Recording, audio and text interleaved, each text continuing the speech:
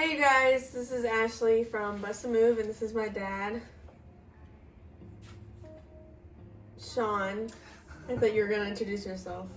You were talking. AKA Hack My Solar. And this is the video for explaining the demo side of this project and all of the tools that we used for the demo. Tools we used and what we learned.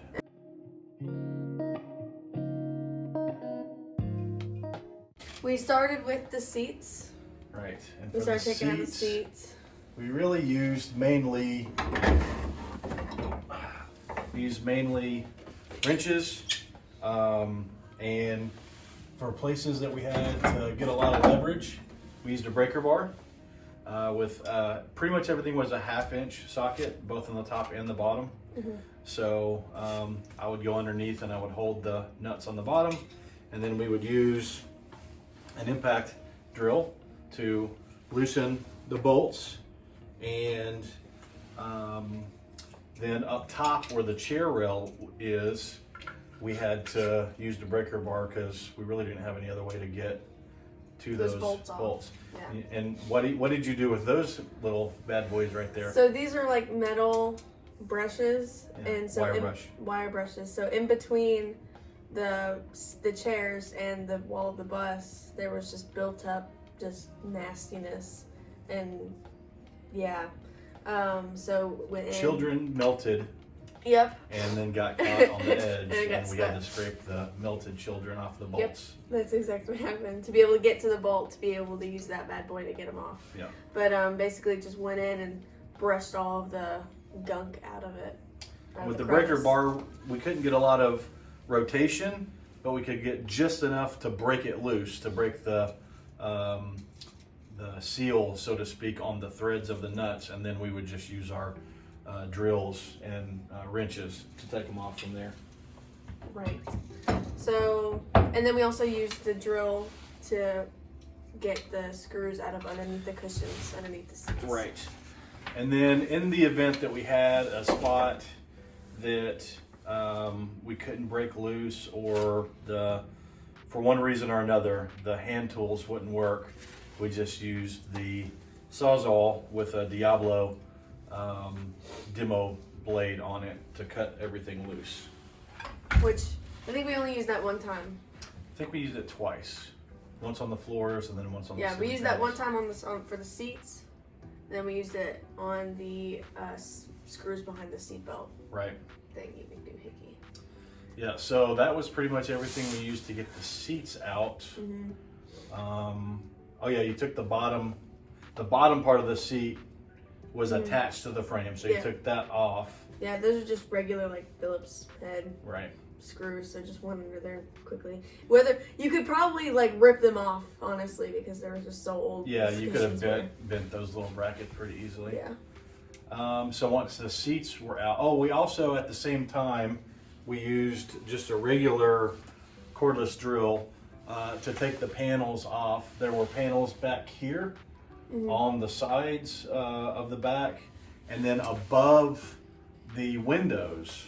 Yeah. That were just held in with screws, and so we basically just kind of most of that happened the same day we were taking the seats out. Yeah, we had the seats coming out, and then we also had the screw-in panels, because obviously some of the other panels weren't only screws, but the ones that were screws, we got those out pretty easily. And then up front, a lot of the stuff above and around the driver compartment was screwed in rather than riveted in. So we took all of that stuff out where the camera mounts were. All that was taken out with the drill. And then, so once the seats are out and those screw-in panels were out, next, what did we do? We did the panels, the steel and aluminum roof and side panels. Right, we did the ceiling first, and so there we used the screwdriver, or the drill, to get the lights off. Oh, right. They had to unscrew the lights before we could take the panels down, but we went through with the pneumatic hammer. Yeah, we wanted to save the light covers because they're actually branded Bluebird, and so we might use those in the design of the interior. Kind of be a neat little touch. Yeah. Maybe we will, maybe we won't, but we wanted the option. So to take the ceiling panels off, we used pneumatic hammer, attached to an air compressor, right, with about a 50-foot hose.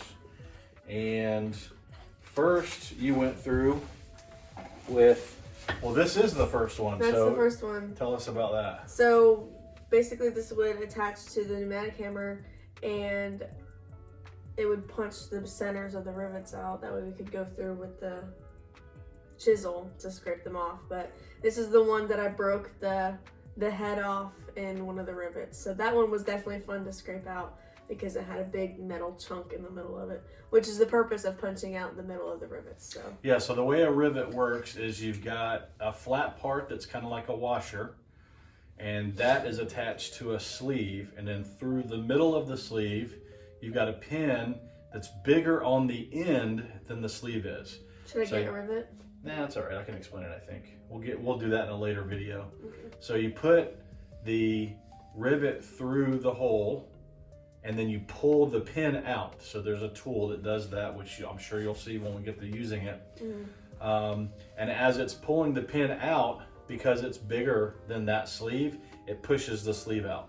And so that sleeve is what actually holds the back side of whatever you're riveting together. And then the washer piece on the front holds the front side. And so you pull that out, you crimp the end of it, and then you break the pin off. And so what we're doing there when we're using the pneumatic hammer with the punch is we're poking that center part back out through. Now the back of the rivet is still flared out, so you can't punch it out and then pull it through, but it allows you to then take a chisel, which is what this piece is, and with the chisel you can actually and cut through the body of the rivet. That's the exact noise it makes. Yes. Yeah. We also, not shown in the video, used our belt sander to actually sharpen this to get a point on it, and then to make things a little easier. Probably about once or twice per row. Yeah. We actually had to go take it in there and just put the edge back on it.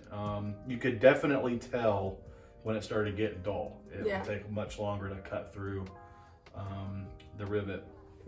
And so that was essentially all we did with the pneumatic hammer. But you know, we could have used the Sawzall. We could have used a grinder. You see a lot of people actually grinding the rivets off. You see a lot of people taking a drill and drilling through the center, and you use a drill that's the same size diameter as the rivet itself. And so when it drills through the center, it actually cuts the collar that's behind that washer part. And so you end up with a bunch of the washer parts on the front of the drill, but the rivet's free. But we tried that up front. That didn't work out very well at all. I, even though it was kind of a pain, the pneumatic hammer definitely, I feel like, was the best way to go about the rivets. And then on the aluminum panels, those were, I guess because they were down with all of the bodies, they were a little bit more worn down. So they were really easy to cut. Actually, I'm pretty sure that the lower rivets were aluminum body rivets, and these were steel body rivets. I think that's why these were easier. Yeah, those were much like easier. A piece of butter. Those were easy. You could get more leverage because it was down here, and I think they were softer. Yeah. And so what do you wish you had differently or had done differently when we were taking the ceiling off? I definitely would have used a stool or some sort of chair or device to keep me higher on the ground because those are well above my head. We did use a chair back. Yep, I used a cushion or the seat, not the back. Yeah, the seat. I used one of those to stand on, and that worked for like 2 on the corner, but that's pretty much it. So but you know, we got through. Lots of switching out. I did most of the middle. Yeah. And you did most of the curved part. And then I went through and did most of the side you did panels. almost all of the side panels. Which actually leads to window removal. Yep. Because when did we take our first window out?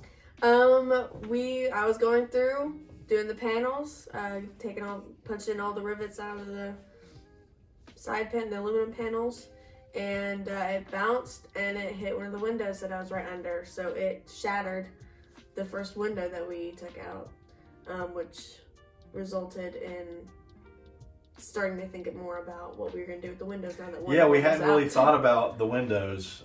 We knew we had an idea that we would use the ceiling metal to create blanks to fill the hole where the window is, because then we can fill that area with insulation, which is what we're going to do. But we hadn't really developed the plan for that yet until we were down a window. Until somebody had to keep a window open for like. But we did have some tarps here, so we took that window out. We actually took all the windows in front of that out too the same day and just put a tarp over. What was it, like the third window from the front? Yeah. I think it was the third Third window. or fourth. Yeah, from the door. But yeah, so broke that window, took it out, went ahead and took out some of the other windows, and then started. And taking the windows out was pretty easy. So when we take the windows out, again we used actually this is an impact. We did not use the impact. So if you're interested in breaking a window, get yourself a pneumatic hammer and a punch, and it'll do the job. Punch will do the job. Yep, that chisel will do the job too, actually. So we used a regular drill. So the difference between these two, this is just a regular drill driver, and then this is an impact. So this is the one where you want to make the sound? Yeah. What is it? Yeah, and this one just goes. Yeah. So, so we use this to take the screws out. So the windows are actually built with a flange on either side, and that flange, you might be able to see it in the corner behind Ashley, but it's held on with a special washer and just a regular screw. And so we just took those are pretty easy to take out. Yeah, you take the 4 out per window, and then that's where the hammer comes in. We took the hammer and the claw of the hammer and pried the window out, because it is pretty well, even though it's not sealed, they leak like crazy. It was pretty well mortared in there, and we had to break that seal in order to. But once you did that at the top, you just peeled them right out. Yeah. Wasn't a problem. You know what we forgot? What? The floors, the rubber. Oh, right. Well, so the next thing about taking the windows out is you scrape the caulk and butyl rubber around the outside. But yeah, so let's go back to the floors. So the floors had, I guess, what's it called? Like guards almost? Not guards, but trim, I guess, all around the sides. Yep. Held in with screws, so you had to go. So we didn't have a plywood floor. We've Right. seen videos where people have had plywood floors. We didn't have that. It was just rubber on metal. Yeah. So the rubber itself was held to the floor with like glue, but Snot, around snot, bubble gum, all of the the things. good stuff. But around the sides, all like up against the walls, around the Wheel wells. Wheel well. Yeah, wheel well. And Wheel then along the aisle, there it was all screwed in. So we first had to unscrew all of those spots. There were some stubborn ones, so we had to beat with a crowbar. But eventually got all of them out, and then just essentially just peeled all the rubber up. And then if there were some spots that were stubborn, we'd go in with one of those scraper make new hickeys to scrape up some of the glue. We also, any of the glue globules that was left over, we scraped that up also. Yeah. I will say that once we had the rubber up, this was an interesting thing. The glue seemed fresh, I guess you'd call it, when you peeled the rubber off of it. But after about a day or two of it drying out, it was, you could almost sweep it off the floor. Like it wasn't hard to get up at that point. Well, I think it had just rained, so I think it was kind of wet. Because I remember when I was peeling the rubber, my hands were all wet and gross. Yeah, that's true. Before we got these windows, before we put the tarp on, and before we got these windows out, it would rain in here whenever it rained. Yeah, because the windows weren't all that great. Right. So basically, we had a lot of insulation. Oh yeah, we didn't mention that. So in the wall cavities and in the ceiling, there was fiberglass insulation. Which is where these bad boys came in handy, among other protection. Yeah, long sleeve, safety glasses. Yeah, on the first day I learned my lesson. I think I only used gloves, but I had a long sleeve, I had shorts on, I had short sleeve, shorts on, and my hands were good, but I was touching my face was itchy, my arms were itchy. And it's big panels of insulation. It's not just, like cotton candy. So you would have to can't just grab it and take it out. It comes down with the roof. It came all down at one time, so I would have to basically hug it and put it into a big contractor bag. That's another tool that we used. Lots of Remember what I contractor told- bags. Yep. Yep. After the floors, we scraped up the glue. And yeah, you're right. Once those trim pieces were up, it was really easy to get that. It's just heavy. That's pretty much it. It's get just the awkward to rubber get a hold on to. Mhm. But we actually went in with a box cutter to cut around behind the driver's seat. Remember that? Yep. We cut a spot behind the driver's seat. Because we didn't want to have to take the seat up. Right. Yeah. So, wire cutters, you can see some hanging wires here and there. This was, we kind of, if it was really in our way when we were working, I would go ahead and cut it. Most of it got cut after that's kind of like the last phase of the demo. We wanted to make sure we understood what the wiring plan and lighting plan was going to be. Because really the only thing that'll be run off of the bus battery will be the lights. Everything else that's in the bus will be run off the inverter and a separate battery. But all of these lights, so the upper lights, they will come out once we have the metal to replace or to put over the hole.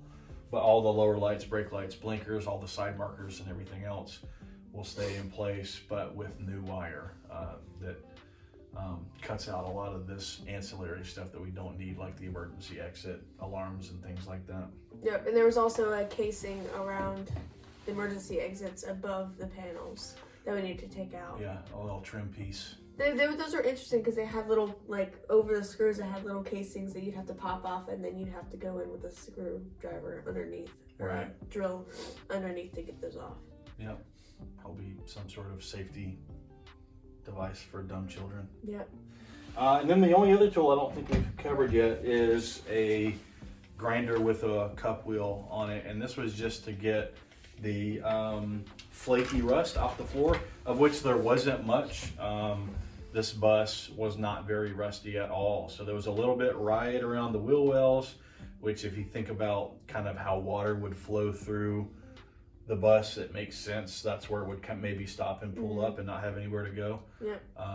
But yeah, we got that up, and in a future video we'll go into the floor coating, why we did what we did, the purpose for it, what the prep was like for that, and then going into the build. But I think that pretty much covers everything on the demo, right? Yep.